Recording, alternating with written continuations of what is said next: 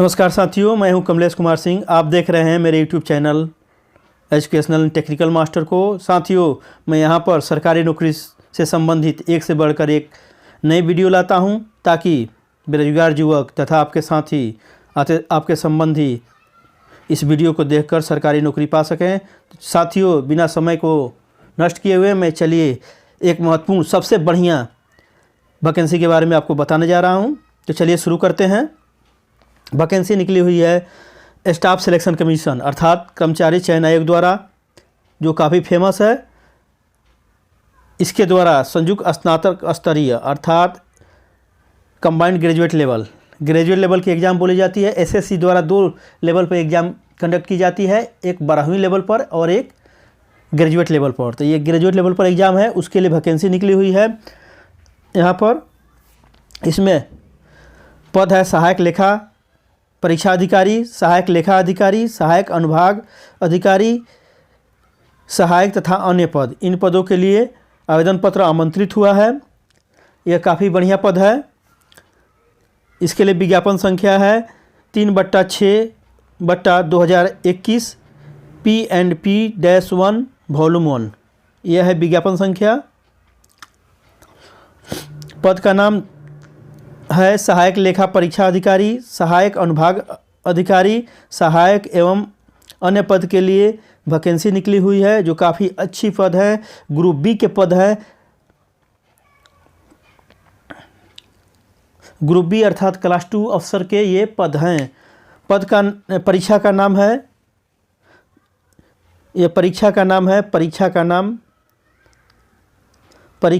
है संयुक्त स्नातक स्तरीय परीक्षा अर्थात एसएससी ग्रेजुएट लेवल की परीक्षा है ये। इसको दूसरे नाम से सीजीएल के नाम से भी जानते हैं। कंबाइंड ग्रेजुएट लेवल एग्ज़ाम 2021 के लिए निकला हुआ है। पद की संख्या वर्णन नहीं है, उसमें डिटेल्स नहीं दिया गया है पद की संख्या।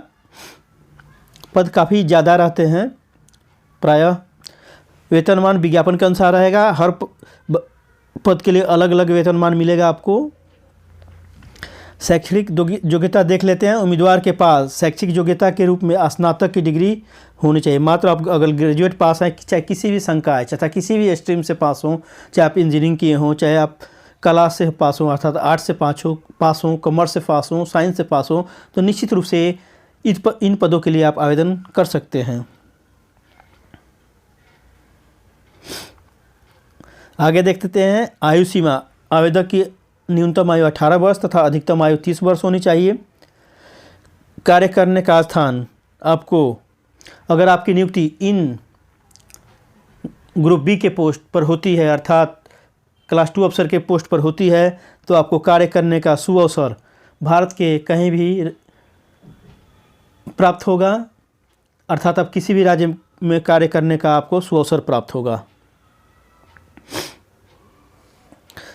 आवेदन शुल्क के रूप में देख लेते हैं। सामान्य कोटि के उम्मीदवारों के लिए आवेदन शुल्क के रूप में 100 रुपया तथा अनुसूचित जाति, अनुसूचित जनजाति, महिला, भूतपूर्व सैनिकों के लिए आवेदन शुल्क के रूप में 0, कोई भी अमाउंट नहीं देना है।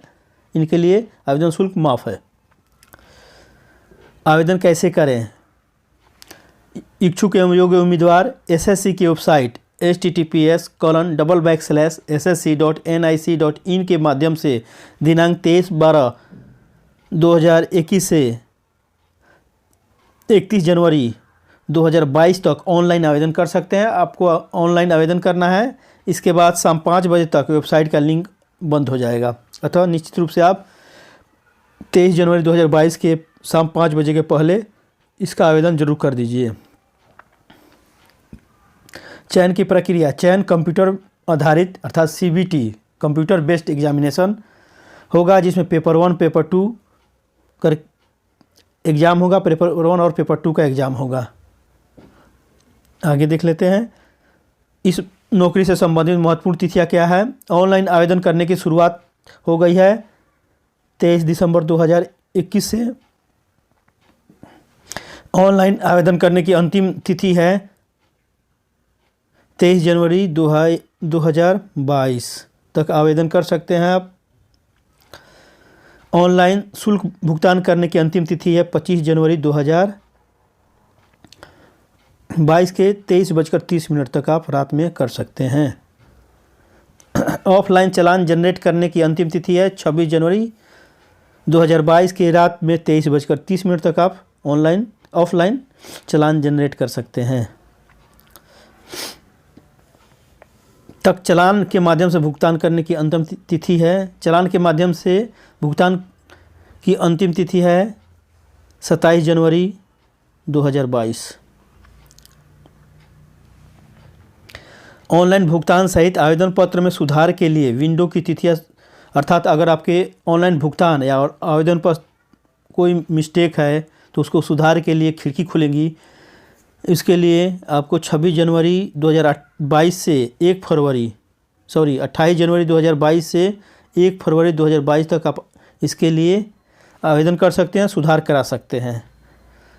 एग्ज़ाम में देखते हैं टियर 1 पहला टियर फर्स्ट परीक्षा होगा CBE computer based test exam होगा, जो संभावित है अप्रैल 2022 में होने की संभावित है।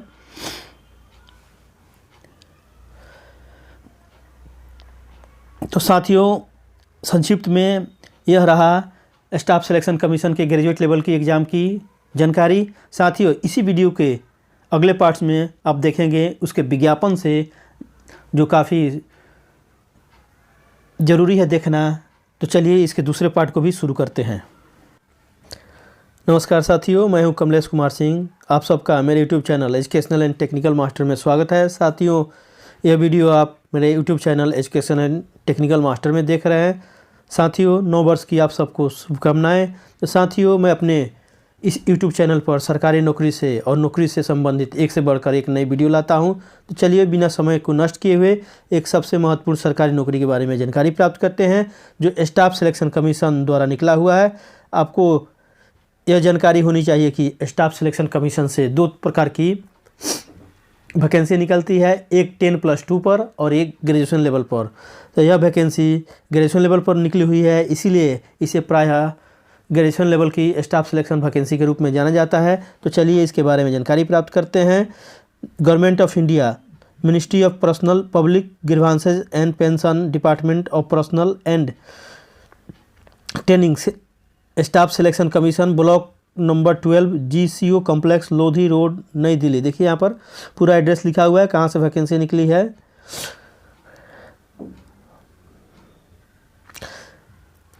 Notice combined graduate level examination 2021 इसका नाम है। इसको शॉर्ट में CGL भी बोलते हैं। इसमें देख लेते हैं आगे। Date for the submission of online application पर एप्लीकेशन इसमें दिया है 23/12/2021 से 23/1/2022 तक, 1 महीने का पीरियड दिया हुआ है। Last date and time for receipt of online application 23/1/2022 तक रहेगा। Last date and time for making online payment 25 जनवरी 2022 तक रहेगा। Last date and time for generation of offline challan ये रहेगा 26 जनवरी 2022 तक।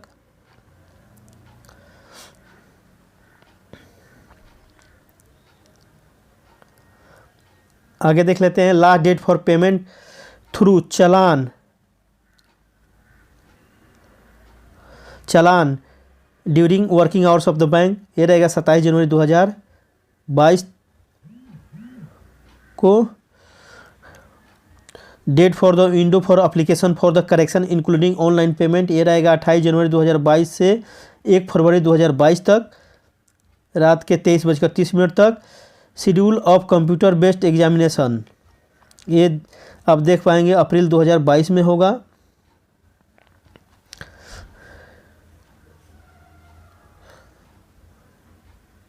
आगे देख लेते हैं। Schedule for computer based examination देखिए लिए अप्रैल 2022 में होगा। डेट ऑफ टियर 2 एग्जामिनेशन अर्थात computer based examination, CBE means computer based examination and descriptive paper tier 3 ये टू बी नोटिफाइड लेटर, या बाद में इसकी सूचना दी जाएगी। आगे देख लेते हैं इसके बारे में। चूँकि यह वैकेंसी 69 पेजों में निकली है, इसलिए इसमें जो जो इम्पोर्टेंट है वही देख लेते हैं। Staff selection commission will hold combined graduate level examination 2021 for filling of the various post. यह पोस्ट रहेगा ग्रुप बी का और ग्रुप सी का। आप देख पा रहे हैं ग्रुप बी और ग्रुप सी पोस्ट रहेंगे इन डिफरेंट मिनिस्ट्री, डिपार्टमेंट्स, ऑर्गेनाइजेशन में यह वैकेंसी रहेगी। डिटेल्स ऑफ द पोस्ट देखिए इस प्रकार है, आप देख पा रहे हैं। पहला पोस्ट है असिस्टेंट ऑडिट ऑफिसर, यह वैकेंसी निकली हुई है Indian audit and account department under C&AG। ये ग्रुप बी गस्टेड पोस्ट है, काफ़ी अच्छा पोस्ट है। इसके लिए मिनिमम आयु 18 वर्ष और मैक्सिमम आयु 30 वर्ष रखी गई है। इसी तरह एक दूसरा पोस्ट है असिस्टेंट अकाउंट ऑफिसर, यह vacancy Indian audit and account department under C&AG department से निकला है। यह भी ग्रुप बी का पोस्ट है, गजटेड पोस्ट है। इसके लिए भी मिनिमम आयु 18 वर्ष और मैक्सिमम आयु 30 वर्ष रखी गई है। अब देख पा रहे हैं यहाँ पर। इसी तरह करके आगे देखिए, तीसरा नंबर है असिस्टेंट सेक्शन ऑफिसर, यह निकला है सेंट्रल सेक्रेटरिएट सर्विस से, ग्रुप बी का पोस्ट है। इसके लिए मिनिमम आयु 20 वर्ष और मैक्सिमम आयु 30 वर्ष रखी गई है। इसी तरह assistant section officer intelligence bureau में निकला है ग्रुप बी का। इस प्रकार आप देख लीजिए, यह पदों, इतने पद हैं जो निकले हुए हैं। पदों की संख्या डिक्लेयर नहीं किया गया है जी कितनी कुल वैकेंसी है, फिर भी इसमें बहुत ज़्यादा वैकेंसी रहती है। तो आपसे निवेदन है कि इस फॉर्म को जरूर भरिए, क्योंकि इसके लिए केवल ग्रेजुएशन पास चाहिए, कोई एक्सपीरियंस की आवश्यकता नहीं है, कोई ज़रूरत नहीं है एक्सपीरियंस की। टोटल 36 पोस्ट निकले हुए हैं, 36 डिपार्टमेंट से वैकेंसी निकली हुई है। इसमें ग्रुप सी के भी हैं जिनके लिए मिनिमम आयु 18 एंड 20 है और मैक्सिमम आयु 30 और 27 भी रखा गया। अलग अलग पोस्ट के लिए अलग अलग मिनिमम आयु और मैक्सिमम आयु निर्धारित किया गया है, जो आप इस टेबल से निश्चित रूप से जान पाएंगे। आगे देख लेते हैं इसके बारे में। जो मेन वैकेंसी है, vacancy and reservation. Vacancy will be determined due course, update vacancy position will be uploaded on the website of the commission के वेबसाइट पर अपडेटेड वैकेंसी बाद में अपलोड किया जाएगा। कैंडिडेट्स, ये देखिए यहाँ पर जाकर आप कैंडिडेट्स कॉर्नर, उसके बाद टेंटेटिव वैकेंसी के पर जाकर आप इसको देख पाएंगे। रिजर्वेशन के बारे में यहाँ पर दिया है, शेड्यूल का शेड्यूल ट्राइब के मतलब कितने रिजर्वेशन, कितने पोस्टों को रिजर्वेशन रहेगा, इसके बारे में यहाँ पर डिटेल्स दिया हुआ है। Vacancy for ESM group C सब दिया हुआ है। आगे देख लें, नेशनलिटी दिया है, जो भारत का नागरिक होना चाहिए, नेपाल का नागरिक होना चाहिए, भूटान का नागरिक होना चाहिए, चाहे तिब्बत का रिफ्यूजी भी इसको भर सकते हैं। आगे यहाँ दिया हुआ है, ये सब डिटेल्स दिया हुआ है, आप देख सकते हैं। 5 नंबर में दिया है एज लिमिट। एज की गणना 1 जनवरी 2022 को होगी, जो अलग अलग पद के लिए अलग अलग है। यहाँ पर देख पा रहे हैं, for the post of which age is 18 to 27 के लिए एज का यहाँ पर दिया हुआ है कि जन्म किसके किसके बीच में होना चाहिए, जिसमें एज लिमिट है 20 से 30, उसमें दिया है कि एज की डेट ऑफ बर्थ किस किस के बीच में होना चाहिए। यहाँ पर डिटेल्स दिया हुआ है, आप इसको निश्चित रूप से देख लीजिए। एज रिलैक्सेशन में आगे दिया हुआ है कि ST SC के लिए 5 वर्ष, OBC के लिए 3 वर्ष, PWD अनरिजर्व के लिए 10 वर्ष, PWD OBC के लिए 13 वर्ष, PWD शेड्यूल का शेड्यूल लाइफ के 15 वर्ष, एक्स सर्विसमैन के लिए 3 वर्ष, डिफेंस पर्सनल के लिए 3 वर्ष, डिफेंस पर्सनल डिसेबल्ड के लिए 8 वर्ष, ये सब दिया। सेंट्रल गवर्नमेंट सिविलियन के लिए 40 अप टू 40 वर्ष तक मैक्सिमम एज रहेगा। Central government civilian employees schedule का शेड्यूल ट्राइब के लिए 45 वर्ष तक मैक्सिमम रहेगा। विडो डाइवोर्स वुमेन के लिए 35 वर्ष तक एज रहेगा। यहाँ पर पूरा दिया हुआ है एज के बारे में। आपसे निवेदन है कि आप जाकर इसको ज़रूर देख लीजिए कि आप कितना एज छूट का बेनिफिट उठा पाते हैं, अगर आप उठाना चाहते हैं तो। आगे देख लेते हैं डिटेल्स में जो क्या इम्पोर्टेंट है। चूँकि ये वैकेंसी 69 पेज का है, तो इसलिए हम जल्दी जल्दी देख लेते हैं। जो इम्पोर्टेंट है उसको जानकारी उसका प्राप्त कर लेते हैं। एज रिलैक्सेशन के बारे में भी दिया रहा है। Process for certification, format of certificate के बारे में यहाँ पर दिया हुआ है। यहाँ पर दिया provision of compensatory time and assistant for the scribe. ऐसे लोग जो विकलांग है उनके लिए, जो आँख से अंधे हैं उनके लिए स्क्राइब की फैसिलिटी दी जाती है, अर्थात श्रुति लेखन। उनके बदले में दूसरा कोई एग्ज़ाम देकर बैठकर एग्ज़ाम देता है और वह आंसर बताते हैं, तो उनको स्क्राइब बोलते हैं। तो इसके बारे में यहाँ पर डिटेल्स दिया हुआ है। आगे देख पा रहे हैं, ये सब डिटेल्स दिया हुआ है। आप धीरे धीरे इसे इस वैकेंसी को डाउनलोड करके आप देख सकते हैं। यहाँ पर देख लीजिए essential educational qualification age on 23 जनवरी 2022, 23 जनवरी 2022 को एजुकेशनल क्वालिफिकेशन क्या होना चाहिए, यहाँ पर स्पष्ट रूप से लिखा हुआ है, जो काफ़ी इंपॉर्टेंट है, इसको देखना जरूरी है। Essential qualification bachelor degree from the recognise university और इंस्टीट्यूट। किसी भी मान्यता प्राप्त संस्थान से आपके पास स्नातक की डिग्री होनी चाहिए, वो चाहे किसी भी संकाय, इंजीनियरिंग में हो सकता है, साइंस में, आर्ट्स में, कॉमर्स में, इकोनॉमिक्स में किसी भी संकाय में हो सकता है। डिजरेबल क्वालिफिकेशन में है, यह हो तो भी ठीक है, नहीं हो तो भी ठीक है। डिजेबल क्वालिफिकेशन उसे कहा जाता है। इस प्रकार आपके पास सिंपल ग्रेजुएशन का सर्टिफिकेट है, आपने ग्रेजुएशन किया है तो आप निश्चित रूप से इसे भर सकते हैं। आगे भी दिया है जूनियर स्टैटिस्टिकल ऑफिसर्स के लिए क्या चाहिए, ग्रेजुएशन चाहिए, लेकिन मैथ में 60% के साथ 12 पास किया होना चाहिए, उसके बारे में यहाँ दिया है।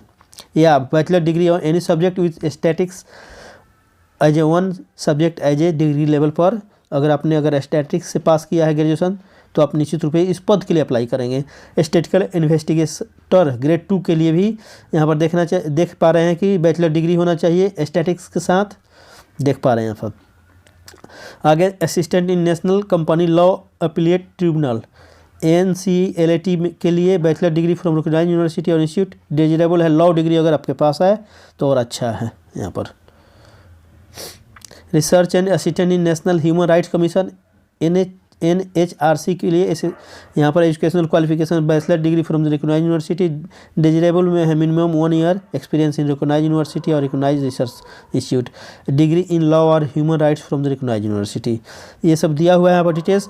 ऑल यहाँ पर 8.6 में लिखा है ऑल अदर पोस्ट के लिए bachelor degree from recognised university और इक्विवेलेंट यहाँ पर दिया है। यह डिग्री जो है 23 जनवरी 2022 को फुलफिल होना चाहिए, अर्थात 23 जनवरी 2022 तक यह डिग्री जरूर होनी चाहिए। आगे देख लेते हैं जो इम्पोर्टेंट है, जो हमारे काम का है। हाउ टू अप्लाई, कैसे अप्लाई करें। Applicant must be submitted only one online mode at the website of SSC headquarter, date is https://ssc.nic.in पर जाकर आपको इसको भरना है। यहाँ पर details instruction refer the annexure 3 annexure 4 को देख लीजिए, यहाँ पर दिया है, ये सब एनेक्सर दिया है, उसका अध्ययन भी कर लीजिए। और यहाँ पर दिया online application form, candidate are required to upload the scan colour passport size photo आपको स्कैन करके अपलोड करना है। इन JPEG फॉर्मेट में होना चाहिए, जो 20 KB से 50 KB के बीच में होना चाहिए, इससे अधिक नहीं होना चाहिए। और लिखा हुआ फोटोग्राफ 3 महीने से ज़्यादा पुराना नहीं होना चाहिए।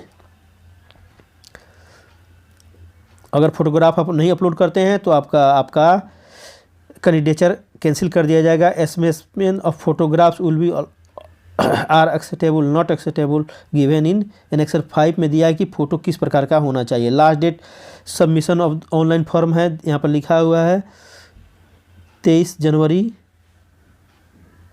2022 को 23:30 तक।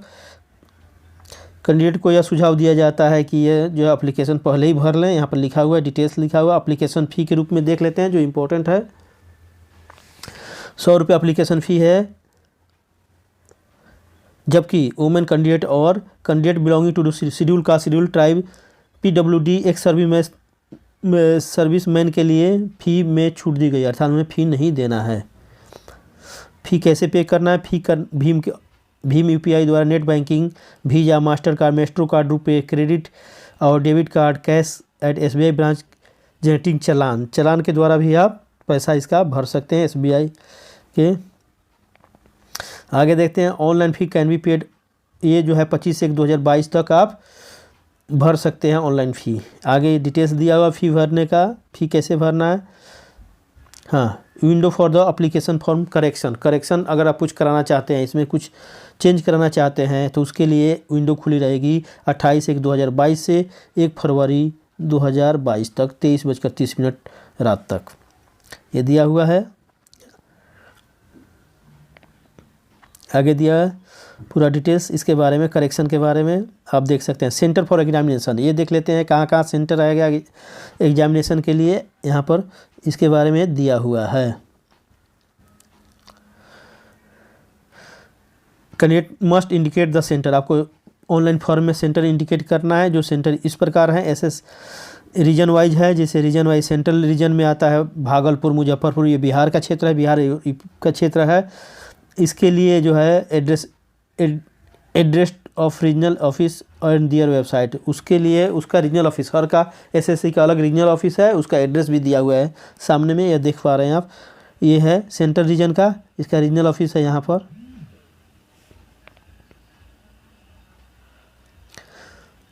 प्रयागराज में है इसका, इलाहाबाद जिसका पहले इलाहाबाद में हुआ करता था, अभी उसका नाम चेंज करके प्रयागराज कर दिया गया है। इसी प्रकार ये देखिए पोर्ट ब्लेयर है ईस्टर्न रीजन का, पोर्ट ब्लेयर, बोकारो, हजारीबाग, ये ईस्टर्न रीजन में आएगा। इसके लिए है वेस्ट बंगाल में। इस प्रकार इसका देख पा रहे हैं आपकी कौन कौन सा सेंटर किस रीजन में आएंगे, यहाँ डिटेल्स दिया हुआ है, तो आप इसका जरूर अध्ययन कर लीजिए कि आपको सेंटर कहाँ देना है। आगे देख लेते हैं जो सबसे इंपॉर्टेंट है, scheme of the examination. The examination will be conducted 4 tears, 4 स्तर पर होगा, एज इंडिकेटेड बिलो, जो कि नीचे बताया गया है। टीयर 1 में कंप्यूटर बेस्ड एग्जाम होगा जिसको बोलते हैं CBE।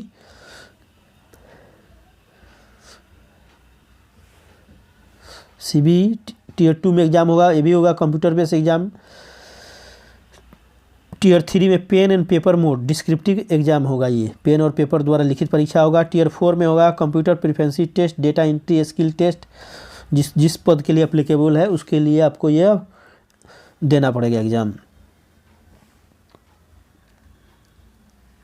आगे देख लेते हैं, mark score by candidate in computer based examination if conducted in the multiple shift will be normalise by the using the formula. यह दिया है कि अगर भिन्न भिन्न शिफ्ट में, डिफरेंट शिफ्ट में कंप्यूटर बेस्ड एग्जाम होता है तो इसका मार्क्स का नॉर्मलाइज किया जाएगा। यहाँ पर दिया हुआ है टेंटेटिव की आंसर कब पब्लिश होगा, मिल सकता है आपको 100 रुपया पेमेंट करने पर, यहाँ पर दिया हुआ है।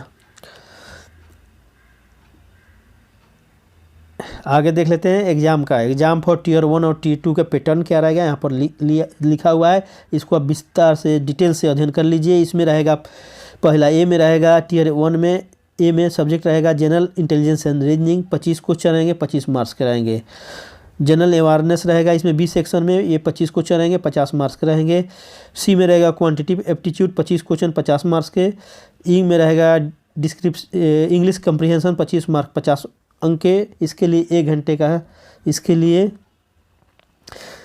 1 घंटे का समय रहेगा, 1 घंटा and 20 minute for candidate eligible for scribe. ऐसे कैंडिडेट जो आँख से अंधे हैं, विकलांग हैं, उसके लिए 20 मिनट एक्स्ट्रा यहाँ पर दिया जाएगा।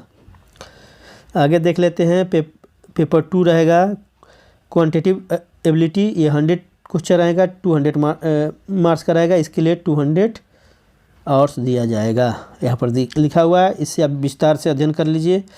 पेपर 2 में रहेगा English language and comprehension, 200 question रहेगा, 200 मार्क्स का रहेगा। पेपर 3 रहेगा स्टैटिस्टिक्स, या 100 क्वेश्चन रहेंगे, 200 मार्क्स के रहेंगे, इसके लिए टाइम रहेगा 2 घंटा और 40 मिनट दिया जाएगा एक्स्ट्रा फॉर स्क्राइब के लिए, जो विकलांग कैटेगरी के हैं, जो आँख से विकलांग है, कान से विकलांग है, उनके लिए। पेपर 4 में देख पाएंगे जनरल स्टडीज रहेगा, पेपर 4 में 100 क्वेश्चन रहेगा, 200 अंक का रहेगा। यह डिटेल्स आप अध्ययन कर लीजिए इसके वेबसाइट से। Tier 1 tier 2 will be consist of objective type होगा, मल्टीपल चॉइस क्वेश्चन होंगे, the question will be both English and Hindi दोनों में होगा, यहाँ पर देख पा रहे हैं हम। Tier 1 will be negative marking, यहाँ पर टीयर 1 में निगेटिव मार्किंग भी है, आधा मार्क्स निगेटिव रहेगा रॉन्ग आंसर के लिए, 50% निगेटिव मार्किंग है, यहाँ पर देख पा रहे हैं। इस प्रकार टीयर 2 में 1/4 निगेटिव मार्किंग रहेगा। अब पेपर 2 में इंग्लिश लैंग्वेज में 1/4 रहेगा, जबकि 50% रहेगा पेपर 1, पेपर 3 और पेपर 4 में। यहाँ पर डिटेल्स में दिया हुआ कि इसमें कितना निगेटिव मार्किंग रहेगा, आप इसका अध्ययन कर लीजिए और नोट भी कर लीजिए। Tier 2 and tier 1 paper 2 will be compulsory for all post, ये post tier 2 exam paper 1 paper 2 इसका सभी पोस्ट के लिए कंपलसरी है। Tier 2 paper 3 will be only those who apply for the junior statistical officer, JSO के लिए apply करेंगे, उसके लिए पेपर 3 टीयर 2 का देना जरूरी रहेगा। यहाँ पर डिटेल्स दिया हुआ है, आप देख पा रहे हैं। इसी तरह टीयर 2 का पेपर 4 जो है उनके लिए ज़रूरी है देना, जो असिस्टेंट ऑडिट ऑफिसर और असिस्टेंट अकाउंट ऑफिसर के लिए भरेंगे। तीसरा होता है टीयर 3 का एग्ज़ाम है, जो उसको देख लेते हैं। इसमें पेन और पेपर यूज होगा, ये डिस्क्रिप्टिव टाइप होगा, इंग्लिश और हिंदी में होगा, 100 मार्क्स का होगा, टाइम अलाउड रहेगा 1 घंटा, जबकि अंधे और आँख से नहीं देखने वाले के लिए 20 मिनट का एक्स्ट्रा समय दिया जाएगा। ये ऐसे टाइप रहेगा, प्रेसिस लिखना रहेगा, इसमें ऐसे लिखना रहेगा, प्रेसिस लिखना रहेगा, लेटर लिखना रहेगा, एप्लीकेशन लिखना रहेगा, etc। यहाँ पर आप एग्ज़ाम के बारे में पूरा अध्ययन कर लीजिए जो डिटेल्स में दिया हुआ है। टीयर 4 का एग्ज़ाम रहेगा, skill test, tier 4 computer proficiency test CPT and data entry speed test भी कंडक्ट किया जाएगा कुछ पोस्ट के लिए। आगे देते हैं इंडिकेटिव सिलेबस दिया गया है। जनरल इंटेलिजेंस रीजनिंग का पूरा सिलेबस दिया गया है। यहाँ पर देख पा रहे हैं जनरल अवेयरनेस का सिलेबस दिया गया है, क्वांटिटेटिव एप्टीट्यूड का दिया गया है। यहाँ पर अब पूरा सिलेबस को तैयारी कर लीजिए जिससे आपकी सफलता सुनिश्चित हो सके। पूरा सिलेबस दिया है। इंग्लिश कम्प्रीहेंशन का भी यहाँ सिलेबस दिया गया है। इंडिकेटिव सिलेबस टीयर 2 का भी दिया गया है। इधर क्वांटिटेटिव एबिलिटी का दिया है। उसके बाद इंग्लिश लैंग्वेज एंड कम्प्रीहेंशन का दिया हुआ है। पेपर 3 का स्टैटिस्टिक्स का दिया हुआ है। यहाँ पर आप देख पा रहे हैं स्टैटिस्टिक्स का सिलेबस है ये। प्रोबेबिलिटी भी इसी में है शामिल। सैम्पलिंग थ्योरी सब दिया है इसमें स्टैटिस्टिक्स के लिए। इंडेक्स नंबर ये दिया। पेपर 4 में रहेगा general strategy, finance and economics. ये फाइनेंस एंड अकाउंट पोर्शन से 80 मार्क्स का क्वेश्चन पूछा जाएगा। फंडामेंटल फिर फाइनेंशियल के बारे में, इधर फाइनेंस के बारे में, अकाउंट के बारे में क्वेश्चन पूछा जाएगा। पार्ट बी में रहेगा इकोनॉमिक्स एंड गवर्नेंस से क्वेश्चन रहेगा। ये रहेगा इनके लिए controller and auditor general of India का कॉन्स्टिट्यूशन, ये सब दिया हुआ है। यहाँ पर सिलेबस दिया हुआ है। आप जिस पोस्ट के लिए अप्लाई कर रहे हैं उसके अनुसार आप सिलेबस का भी अच्छी तरह से तैयारी कर लीजिए। इंडियन इकोनॉमी भी पूछेगा, मनी एंड बैंकिंग भी पूछेगा इसमें। स्किल टेस्ट में देख लेते हैं। डेटा एंट्री स्पीड DEST लिखा हुआ है।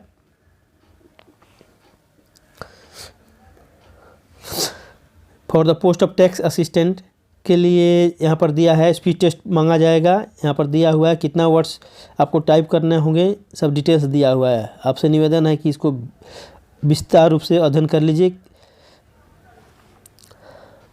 उसके बाद है कंप्यूटर प्रोफिशिएंसी टेस्ट, इसके बारे में भी यहाँ पर डिटेल्स दिया हुआ है। आपसे निवेदन करता हूँ कि आप इसका विस्तार से अध्ययन कर लीजिए अगर आप इन पदों के लिए अप्लाई करते हैं जिसमें ये टेस्ट देना जरूरी है। आगे देख लेते हैं क्या इम्पोर्टेंट है। एडमिशन टू द एग्जामिनेशन यहाँ पर दिया है कि एग्ज़ाम में शामिल होने के लिए माने क्या रहेगा, किसको शामिल किया जाएगा, उसके बारे में डिटेल्स दिया हुआ है। हाँ, यहाँ पर दिया admission candidates for all stage of the examination will be issued online on the website concern regional office. Candidates को बोला जा रहा है कि आप रेगुलरली इनके वेबसाइट को विजिट करते रहिए। जिस कमीशन हेडक्वार्टर और regional office concern of the commission, आप जिस क्षेत्र में भरे हैं उसका वेबसाइट को रेगुलर देखते रहिए। यहाँ पर लिखा हुआ है। यहाँ पर दी in the edition of the admission certificate mandatory to carry at least 2 passport size recent color photograph लेकर जाना है एग्जाम में। Original ID, voter ID, valid ID proof होना चाहिए जिसमें डेट ऑफ बर्थ प्रिंटेड होना चाहिए। जैसे इसमें चलेगा Aadhaar card public print out of Aadhaar card भी चलेगा, voter ID card, driving licence, PAN card, passport ID card issued by the university college school, employer ID card government का, ex serviceman discharge book issued by the ministry of defence, any other photo ID card भी आपको लेकर जाना पड़ेगा exam में। Document verification के बारे में यहाँ डिटेल्स दिया हुआ है। सिलेक्शन होने के बाद क्या क्या डॉक्यूमेंट वेरिफिकेशन होगा, किसके लिए क्या होगा, यहाँ पर डिटेल्स दिया हुआ है। जिस candidates have to submit copy of the following documents, यहाँ पर लिखा हुआ है क्या क्या डॉक्यूमेंट सबमिट करने पड़ेंगे आपको।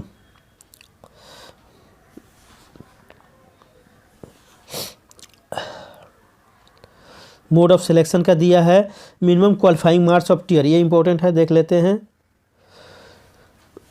Minimum qualifying marks in tier 1 each paper of the tier 2 and tier 3।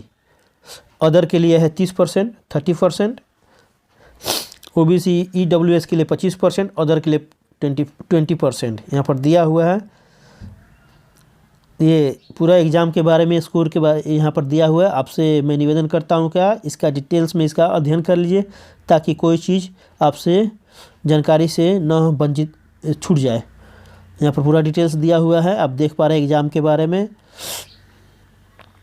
पूरा दिया हुआ है। एग्ज़ाम के बारे में पूरा विस्तृत रूप से यह एडवर्टीजमेंट निकला हुआ है, जिसको पढ़कर आप निश्चित रूप से इसके बारे में सभी चीज़ आप जान सकते हैं।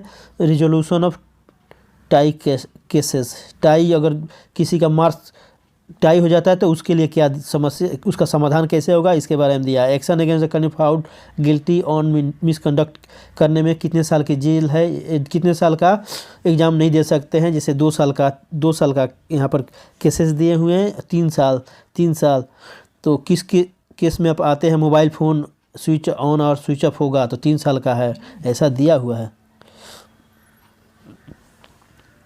ये डिटेल्स दिया हुआ है। 7 साल ये आगे पूरा डिटेल्स दिया हुआ है, इसका देख पा रहे हैं। Important instruction for candidate before the applying, ये दिया हुआ है इंस्ट्रक्शन, ये भी आप पढ़ लीजिए डिटेल्स में। आप देख पा रहे हैं पूरा डिटेल्स यहाँ पर दिया हुआ। इतनी बड़ी एडवर्टीजमेंट है कि आपको इसको पढ़ने में भी काफ़ी समय लगेंगे और समझने में भी काफ़ी समय लगेंगे। आगे देख लेते हैं साथी।